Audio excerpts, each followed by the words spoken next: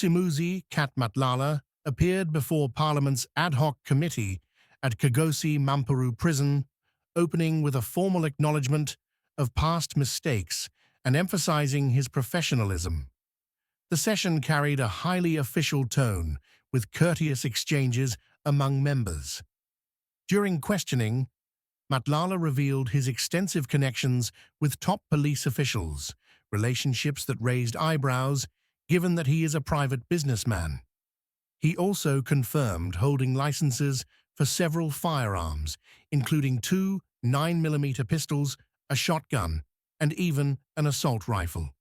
His testimony triggered major concern about the depth of his ties to police leadership and the legitimacy of his access to powerful individuals and heavy weaponry. Did you walk alone? I'm saying from the bank, I was with my sister, and then she went to her place, and then I went to the apartment. Okay. And I know you have your own personal VIP protection services company, but that was a huge amount of money to walk with. Was it in a bag, in a suitcase, in a Woolies bag, in some paper bag? How did you move that kind of money? Yes, it was inside the Woolworths shopping bag. Okay. So they have other uses? Yes, they do. So, okay. And meantime, Minister Nhlanhla is in the apartment with Kgosi waiting for you to bring the money? Yes. And that was the first occasion. And do you know how Minister Nhlanhla would have traveled from Durban to Pretoria? Was it by road? Did he fly? I think he will fly most of the times. I think he will fly. Yeah, because you mentioned that Kgosi used once. Yeah, I borrowed him a car once. Once to the airport.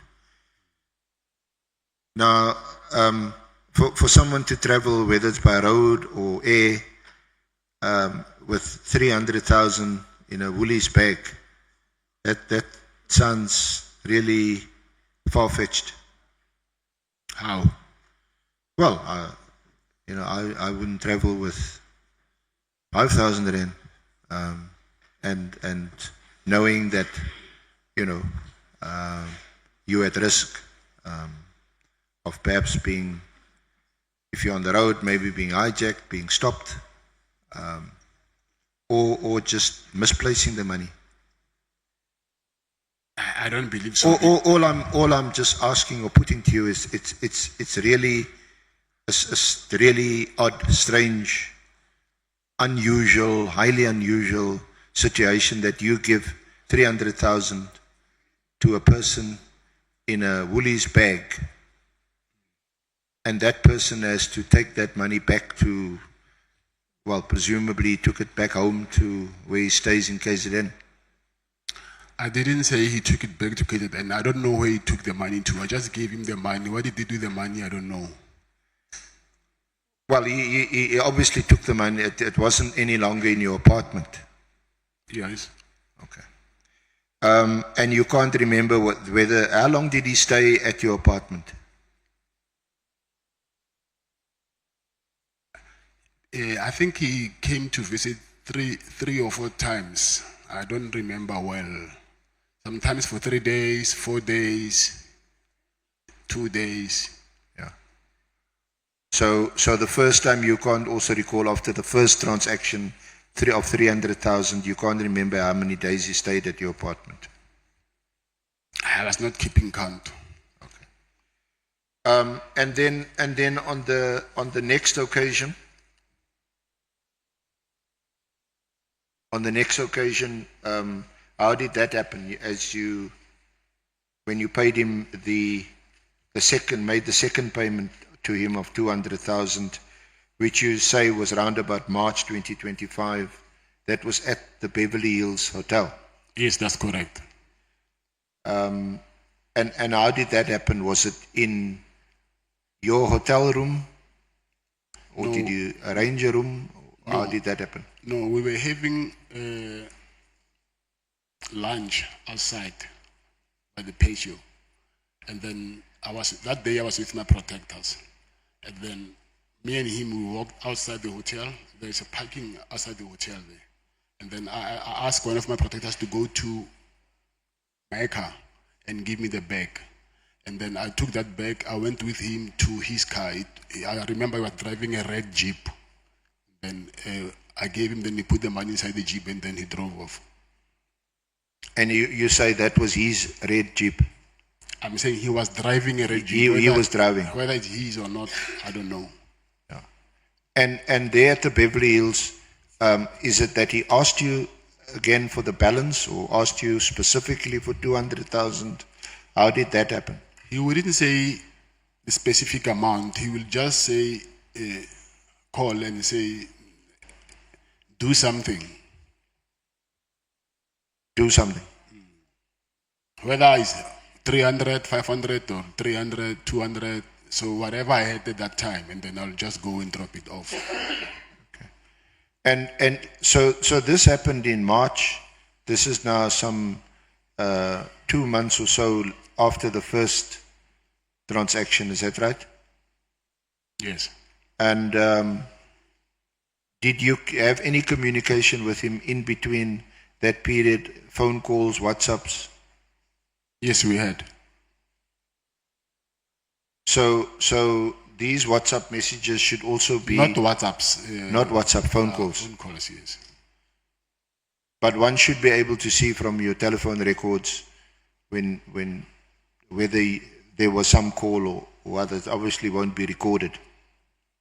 Yeah, I don't know if you can get, but my phone is here. Yeah, if it can be taken to the forensic, and then maybe they can check. But I do have my phone, and then even the last calls, his missed calls are still there. And because if I remember correctly, General Kele, he said he doesn't even phone his wife. He doesn't even send WhatsApps to his wife. Not WhatsApp, I'm saying yes. No, but it's calls. I can understand perhaps it wasn't a WhatsApp, but you say it would have been a phone call. Yeah, but it's a WhatsApp phone. It's still WhatsApp, but it's a WhatsApp call. A WhatsApp call. Yes. Okay. So that was the second occasion, only in March. And by now you would have been aware that there's been a directive that's been issued by Minister Mkhunu to disband the PKTT. You were aware of that by March? Yes, I was aware. Even in January? Yes. Early January, we're going to deal with that. What was the purpose of your meeting with former Minister Cele in March at the Beverly Hills Hotel? It was about me giving him that money. And then obviously when I get there, we'll talk about other things. I was talking to him about, I remember I was talking to him about SAPS not giving me work anymore, my payments getting delayed, being delayed from SAPS. Yeah. Yeah. So it was around the tender, the contract. Yes.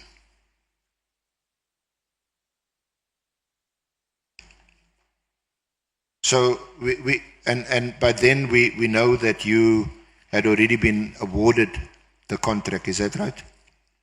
But you weren't getting, your complaint was you weren't getting purchase orders. Yes, yes.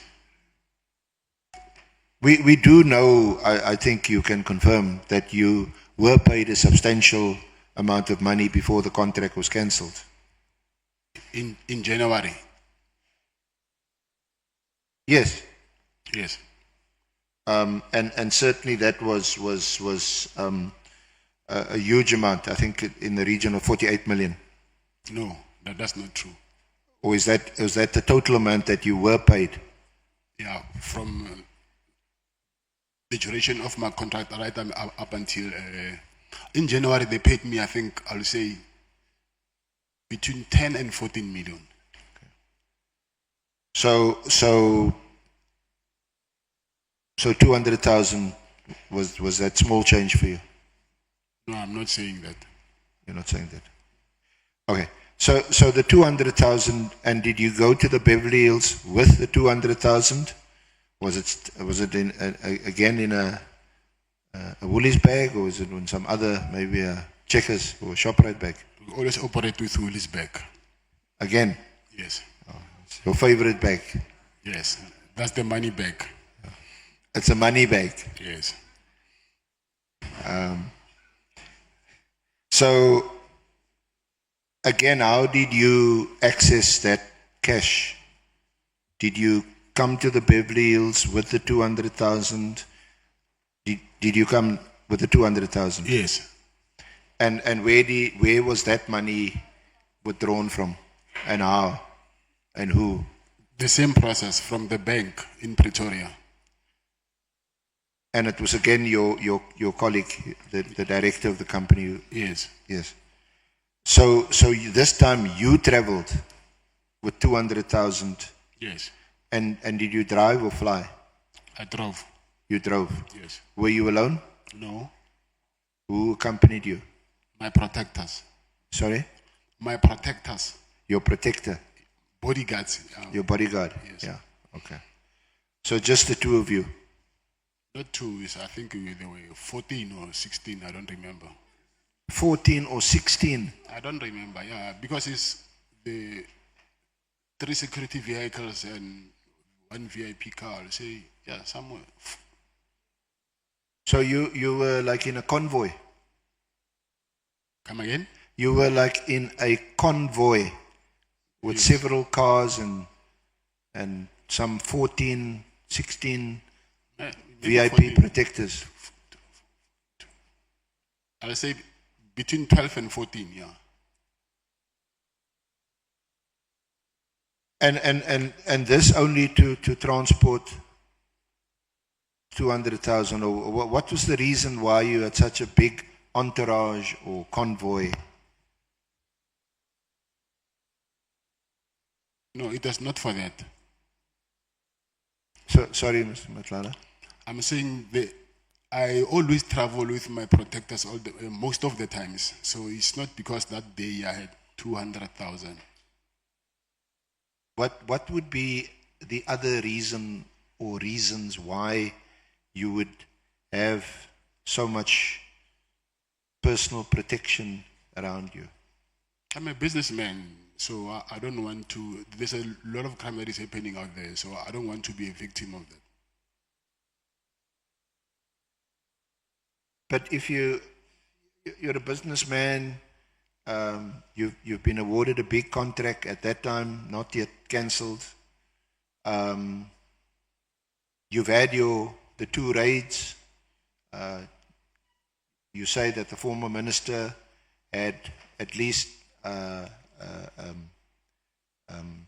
assisted you in calling off the police. They were no longer harassing you, coming to you. Your firearms were returned. So what other reason could there be for you to have so much security around you? I've been having security for a very long time, and I'm in the security business. There's maybe various reasons, but the main one is my safety. But besides that, also it will be for I'll say something like marketing to see how my business operates. But the main reason is for my safety. But would you agree that you now also further put yourself at further risk by traveling in a convoy with 200,000 rand? It's still a lot of money, and in cash. Risk how? Well, but driving in cash, and there may be some inside people would say, he's got a lot of money. He's driving with a lot of money, and am I audible? No, my mic is on. Can you hear me now? Yes, I can hear you. Sorry.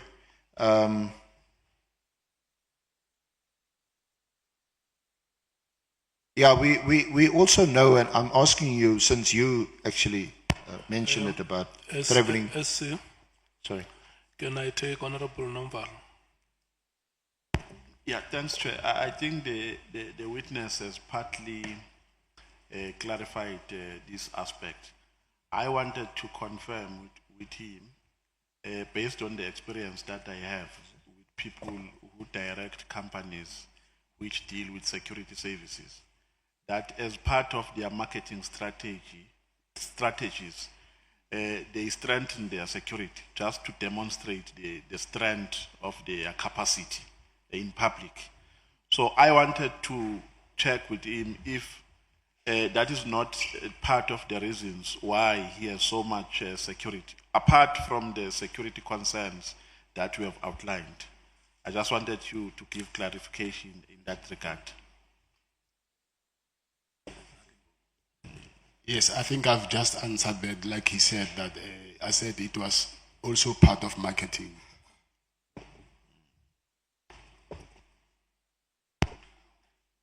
I'm satisfied, Chair. We can carry on. Honorable Skosan. I'm covered, Chair. Thank you. Let's proceed, SC. Thank you. Mr. Matlala, we know that from your evidence that your company had, for some 3 years or so, provided personal protection to the late Mr. Msibi. You provided him with personal protection. Yes. But aside from that, we haven't heard from you that you provided personal protection to any other high-profile person or person involved in high business that would have required your company's personal protection. So we now hear from you that you yourself required this huge amount of personal protection. And if I recall, you saying that this was this for marketing purposes? Yes.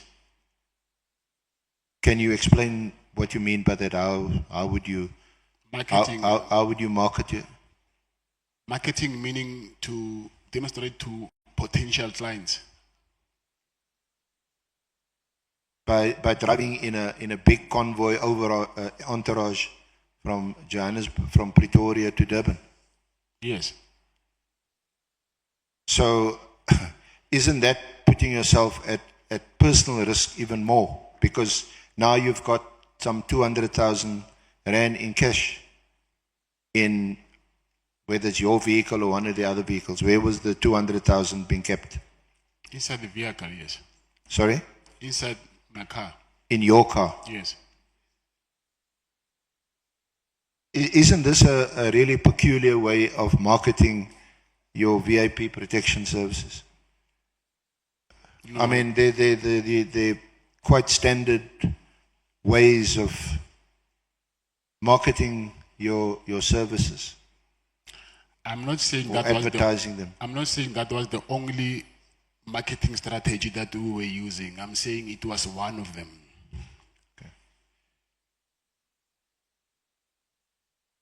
So let's just. I'm sure there'll be some other questions, but let me just wrap up on this aspect. So we've discussed the two occasions on which you handed 300,000 and 200,000 respectively to former Minister Kele in your favorite Woolies bag. Once in your apartment in Pretoria. And the second occasion at the Beverly Hills Hotel in Durban.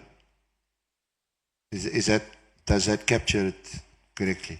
Yes, that's right. And on both occasions, because you had resigned as a director of the company, the other person that you mentioned, your sister. Your sister, Yeah. Claudette. Yes, that's correct. Yeah, she would have gone to FNB Bank, Menlyn Park, to withdraw the cash, and you collected the cash and brought it to your apartment. Is that right? Yes, that's right. Okay. And these cash withdrawals will be evident from the bank statement once that is obtained. Yes, that's correct. Okay. And just to round off then, subsequent to the March payment, did former Minister Cele make further demands? Yes, he did. And how did he do it? Same way that he'll call it. I think I explained yesterday that he called me and said he has money problems. His car and his wife's car, they're giving him problems, so he needed money. Okay. And this occasion that you said you won't forget because it involved you being in Durban for the big game at Moses Mabhida between Chiefs and Pirates. Was that there at the March handover, or was it on some other occasion? Some other occasion. Okay. And at that, and you can't remember when that was, or what was the date? 9th of May. The 9th of May. Yes. Okay. And is it at that point, and where do you do so, where you tell him, sorry, I'm no longer making any payments to you? I didn't answer him. I just ignored these calls. So when you were at Moses Mabhida on the 9th of May, I was not at Moses Mabhida. I'm saying there was a soccer match there. Oh, okay. You were still in Pretoria? No, I went to Durban, but while I was there, I just decided to not continue with what I was anticipating to. So I just said, no, this thing will never end. Actually, let me just stop, because there were other demands that he was making, which I said, okay, this will call for this other one, the other one will call for another one. So rather, let me just cut it now. What other demands did he make? It's something which also I just remembered, but I don't know if I should share, because you'll ask that why I didn't discuss it with you before. He said to me that he has a son who most people don't know of. That son, he's in engineering. So that son, he was supposed to send me invoices, and then I was supposed to pay to his son's account. And then he wanted to buy a house. He said he wanted to retire, to buy a house in a place called, anyway, it was the first time hearing that place, called Trafalgar in KZN. So he said he wanted a house there. So that was also some additional demand that Yes. that he made of you. Yes. And you say, was that all telephonic? No, that was while I was with him. The first time or the second time? The first time being in your apartment, the second time at the Beverly Hills Hotel? I don't remember that thing happened when we were in Beverly Hills or in Pretoria. I don't remember. Okay. Now, these, Honorable Chair, is it okay to continue? Thank you. These demands that you're now telling us about, is that you're only mentioning it to us now because it's not in your statement, also as you recollect?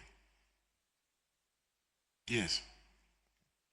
So there may be other demands, there may be other things that you also may recount at some other stage or later stage. Yeah, there might be. There might be. Yes. So this is not everything. No, I'm not saying if. I'm saying if I could, should I remember something? I don't know whether I should mention it, but or just because it's not in my statement, I must not mention. I don't know. No, you under oath.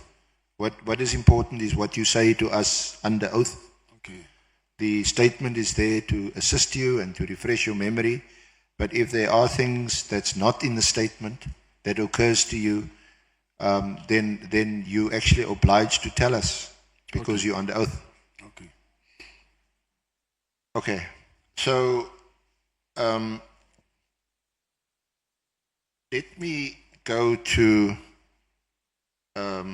page 30 of your statement. SC, let's take Honorable Malim. No, thanks, Chair. I know the SC answered that question, but I was saying to Mr. Matlala that the affidavit is used to prepare him for this appearance. But anything that he thinks can help this committee to arrive at proper conclusions, he must say it because he's under oath. And no one will say, why didn't you put it? Or accuse him of not putting it in the statement. The statement is just to prepare you. And whatever you remember that is going to be useful to this committee, say it freely because you are under oath. So both the statement and your verbal evidence are relevant to these proceedings. Thanks. Okay, thank you. SC, may we proceed?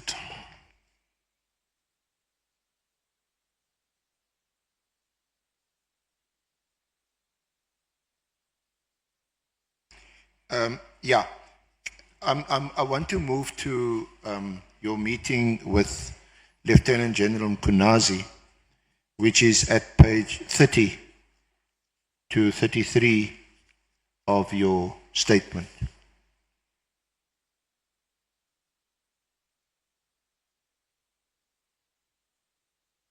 Have you got it? Yes, sir.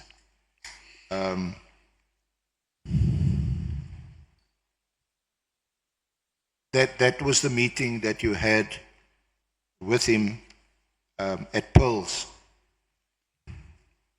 At Pearls. Yes, that's correct. Was that his apartment or someone else's apartment? I don't know. Okay, you don't know. And who arranged that meeting? Was it your good friend Major General Sinona, the head of the Hawks in Durban? It was General Kele. General Kele arranged that meeting. And when did he arrange that meeting? Where did he arrange that meeting with you? Was it when he saw you in person, or was it done telephonically, or what's up? Yes, we spoke on the phone, and then he said he will arrange, because the first time that we were supposed to meet him, he didn't come. He said he's going. Mr. Kele told me that he said he has to meet with the Zulu King, and then he made a follow-up meeting, and then that's when he told me that he's fine. He said you can come. And when you met General Mkhwanazi, was General Sinona with you? Yes. And you say that Sinona is an old friend of yours? He is. Yeah. That's a big brother. What was the reason why General Sinona was also... Did General Sinona accompany you to the meeting, or was General Sinona there when you met General Mkhwanazi at Pearls? Yes, he actually came to fetch me. I was at the hotel next to Beverly Hills at the Oyster Box. He came there to fetch me, and then I remember he was driving a white Polo, a VW Polo.